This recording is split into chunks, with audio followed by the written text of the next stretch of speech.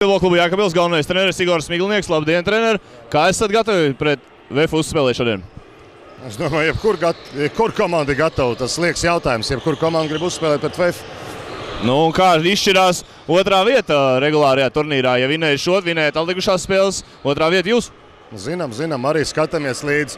Tā kā noteikti tā arī spēle interesants. Skaidrs, ka mēs spēlēsim uz uzvaru. Mums daži zaudējumi rindās ir spēlētāji, bet mēs mēģinām tādā veidā arī parādīt. Tas jau jebkuram ir kādas problēmas pa ceļam arī. Jā. Tas nav tā kā mūsu vieniem. Jā. Šī gadījumā ir tās traumas, kas mēs neesam pilnā sastāvā, bet mēs esam nesliktā gatavībā. Tie, kas ir, tie ir gatavi cīnīties.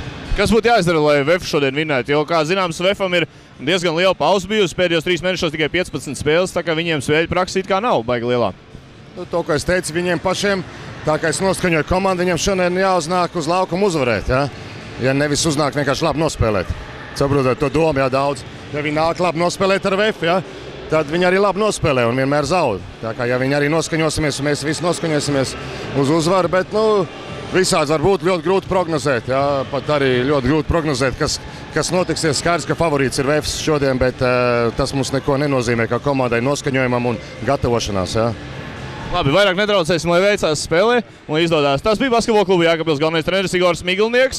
Tūliņ sākam spēli. Būs ļoti interesanti, jo Jēkabpils nav zaudējis pēdējās 6 spēles, iet pēc 7. uzvaras, un kā jau minējām, ja Jēkabpils šo spēli uzvar un uzvar arī nākamās atlikušās spēles regulārajā sezonā, tad tā ir otrā vieta ir viņu vieta, un arī priekšrocības, protams, play-off spēlēs. To, kā beigsies šī spēle, to mēs redzēsim, lai mums visiem laba spēle.